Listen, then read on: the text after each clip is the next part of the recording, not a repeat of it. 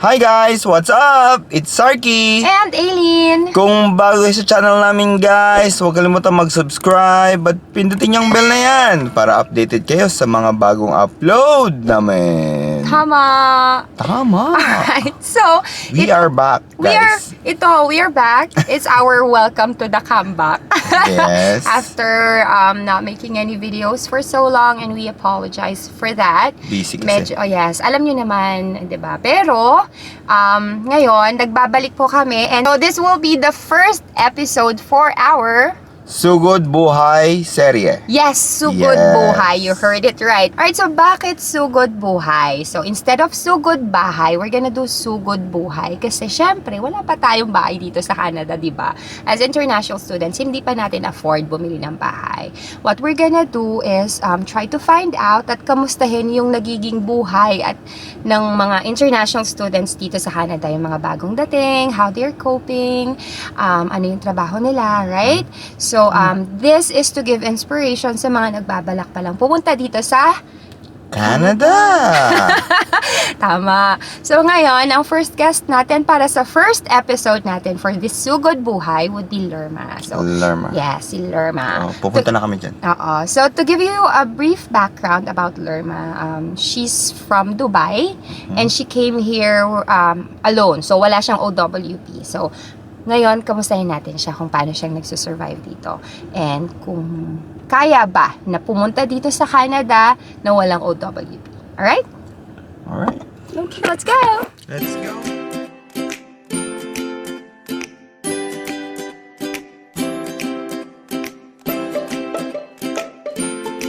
Hola! How are you? Okay. Hello! Hi! Nice to... Oh, ba't na-meet na ba namin si Sarkie? Oo nga pala nung dumaan kayo. Oh, wait lang. Oh, let's see.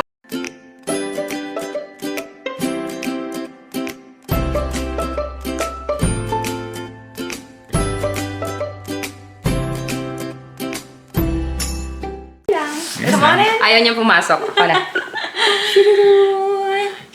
So this is our very humble room. Okay. Yeah. Okay. Let's go. Hello, sunshine, good to see you again. Had to walk out to let you back in. Stuck in a storm of a relationship. Lost my fire. Alright, so hello! Dito na si Lerma, and yun nga, sinabi ko na yung konting background niya ngayon. Pero she will give us more details, and syempre, she will share kung kamusta yung buhay niya dito sa Canada. Hindi yan kakabahan, Daddy, kasi syempre, libre to. May YouTube channel din siya. Anong name ng channel mo, sis? Pinay Abroad Vlogs. Yes! So, follow niyo po yung Pinoy Abroad Vlogs.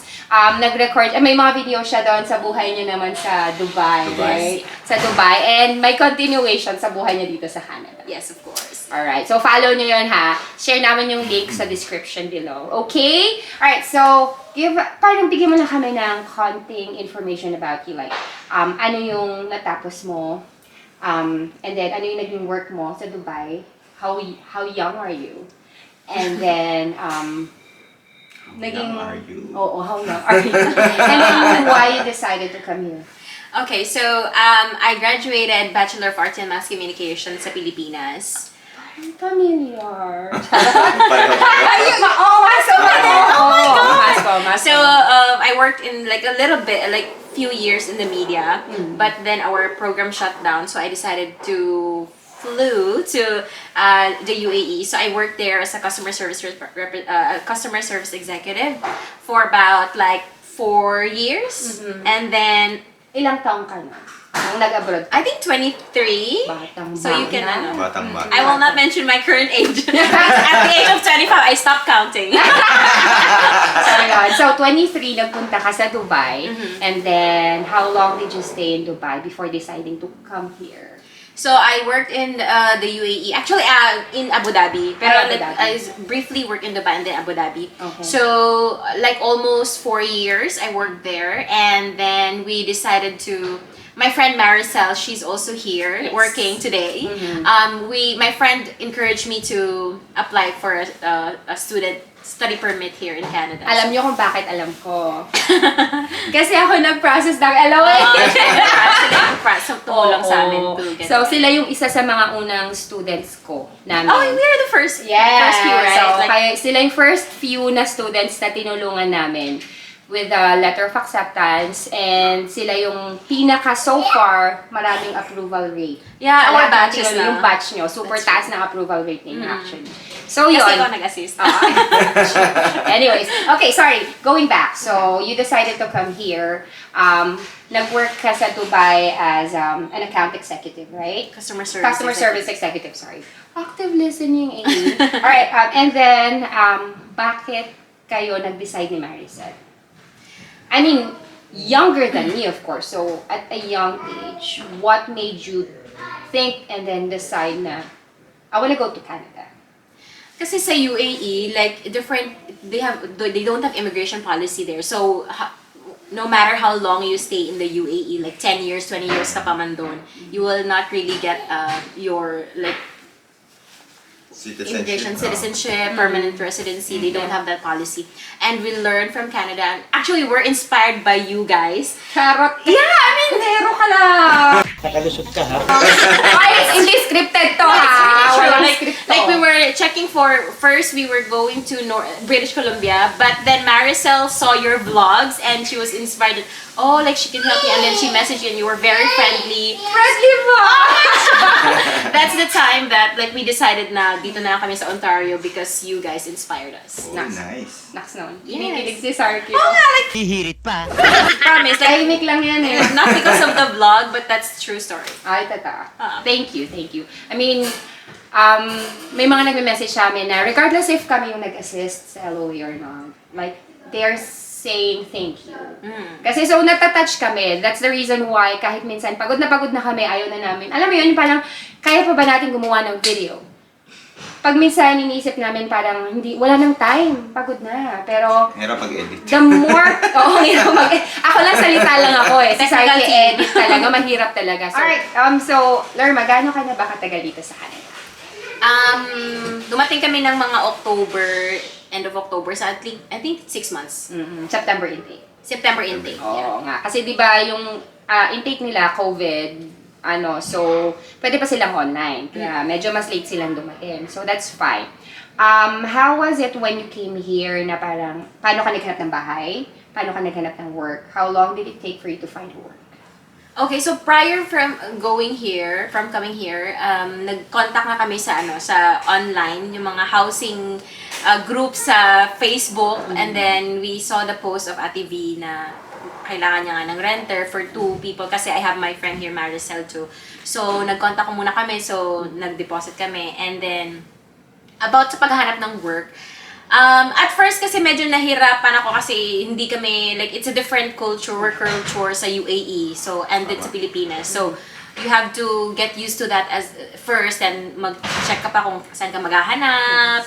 But then, afterwards, it was very easy na lang. After a month, and like 3 weeks, going to 4 weeks, nakahanap ako ng trabaho. Actually, kapag dito naman sa Canada, na-realize ko na, 6 months pa lang kami na medyo madali naman maghanap ng trabaho as long as hindi ka mapili sa trabaho talaga. Exactly. Sobrang daming work. Ikaw na yung mapapagod sa kakahan. I mean, ang dami eh. So, kung namimili ka lang talaga, doon ka magkakaproblema. Kasi kung work at work lang yan. Yeah, Ayaw pala. Anong work sa Canada? Kinasaludoan kita. Hey! So ngayon, I'm working as a sales, marketing, and a customer service lead in a computer coding school. Shalar! Totoo! John? Hindi. So Galing, that's my first job. Like almost 6 months na din ako dyan. And then now, because I'm on academic break, I can work full time. So that's 20 hours. And then I'm working in the college too as a registration assistant, admin assistant. So I have 2 jobs. You can have as much job as you want as long as hindi ka mapili. So, disclaimer lang. So, kaya siya pwedeng magtrabaho full-time and part-time because she's on an academic break. Okay? So, kapag ka naka-acad break ka, you can work na hindi ka restricted sa 20 hours. So, she's on her academic break and she can do so. So right now, nagtatrabaho siya sa Lambton, sa part ng registration, and she's also working as marketing. Yeah, marketing sa coding school. Oh, di ba? Perfect. Perfect talaga. Hindi ko ba na-mention na gano'n? Hindi. Pero I'm happy for you. Thank you. I can see na maganda yung, ano mo yun, maganda yung naging... Swerte yung mapapangasawa mo dito. Oo nga. Patumpik-tumpik lang yun. Paano nahanap yung work mo? So, nag-apply lang ako sa gumawa lang ako ng, it's very important na maganda yung CV mo din, no, na naka-ano din siya, align din siya sa Canadian CV. Exactly. And then, pumunta lang ako sa Indeed.ca and then naghanap lang ako ng mga work doon within Mississauga where you can filter. Then, I check na sales and customer service and then nag-apply na ako. And then, interview online, actually, via Zoom. And then, pinapunta ako doon sa center and then yun na. So guys, again, you have to be very resourceful pagdating nyo dito sa Canada. Lagi namin sinasabi, punta lang kayo sa Indeed.ca, may trabaho doon, or jobbank.ca, may trabaho doon. But the most important thing is that if you're gonna be applying for a job, yung resume nyo, it's the one that will be showcasing kung ano yung meron kayo, di ba? So you have to make sure na yung resume ninyo is tailored fit kung ano yung position na applyan nyo. Hindi katulad sa Philippines na yung isang resume fits all. Parang gano'n, di ba? Ito yung resume ko, ito yung mga work experiences ko. Sasubmit ko siya sa lahat ng applyan ko. Here, it's not. So you have to make sure that your resume is tailored fit kung sa position na applyan ninyo. Alright? So, again, may question ako. If you don't mind. Okay. Pero you can say no. How much is your hourly rate? Like, kasi yung mga viewers natin, yung mga, yung gusto nila malaman, is this something that, you know, nagbabudget na yan eh. Parang ikaw din yan, di ba? I won't be specific, but di ba the normal, like the basic 15, it's like a little higher sa basic. Okay, so ang minimum rate natin ngayon dito is 15.25. Yes, that? yes. I'm not mistaken. So she's above minimum. Above minimum, yeah. Okay, that's good to hear. Yeah. Alright, what is the most challenging so far na situation? I mean, ano yung pinaka naging challenging para sa'yo na nung dumating kayo dito sa Canada? This is very common, like the weather really. It's a very challenging. Winter.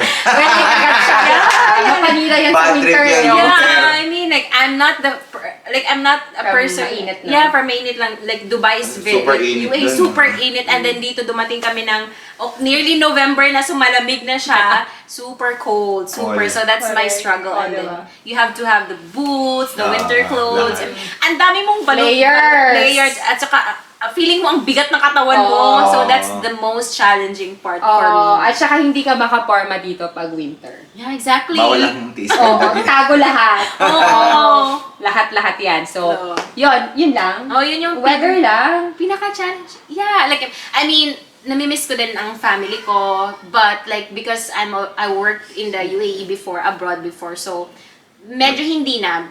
Maybe for other people, like, if it's your first time to be away with your family, it would be a challenge for you guys.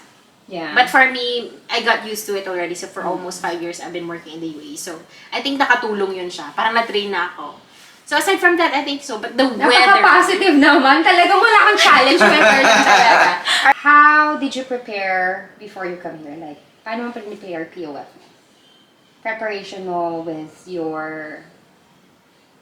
coming here, generally. Parang, how did you Sa prepare for that? finances ko. Finances ba? Mm. Okay. So, nag-work ako diba sa UAE. So, I have like a little bit money. Maraming naipon din. Hindi naman, but I opened a GIC account Yes, here because that's very helpful because Yeah. for them, like, you already have money here in Canada. Like, it's kind of you have Safe net. invested Oo. your money here in Canada. So, I think That helped your that application. helped my application para ma-approve din. So, Tsaka hindi na ako dinanong sa immigration na how much money do you have because they saw the my GIC. GIC. Yeah. So, Alright. So, you opted, instead of presenting the money that you have in your local bank account, you opted to have it invested here in Canada right Yes. away through GIC, right? Yes, yeah. Okay. So, that's one thing. This last question, and this I think will be the most important question, di ba, Daddy? Kasi yung common fear ng mga tao, or particularly ng mga single pa, na gustong pumunta dito sa Canada is that they will not be able to sustain themselves here in Canada. So with Lerma, kasi you paid your 1-year tuition, meron din siyang GIC, so it's not really that hard for you, right? Kasi hindi niya problemahin kaagad yung second term tuition. But do you think it would have been hard for you if you only paid 1 term with no GIC? Yeah, definitely it would be hard. Like, I don't want to discourage other aspiring international students who want to come here. But malaking tulong talaga siya at malaking bagay siya that I paid my 1-year tuition and I have a GIC. Because, yeah, as you mentioned, hindi mo na po problemahan yung second term na tuition mo. I mean, yung konting-konting maiipon mo in your part-time job, mareready mo na siya for your third term tuition. And since I have a GIC as well, like I still get money from that because it's like 1 month or 45 days, di ba makukuha mo yung pera mo. It's not, you cannot get the money full. So, may monthly allowance may monthly allowance ako. So, nakatulong din yun siya para hindi ako masyadong mahirapan for my third term tuition.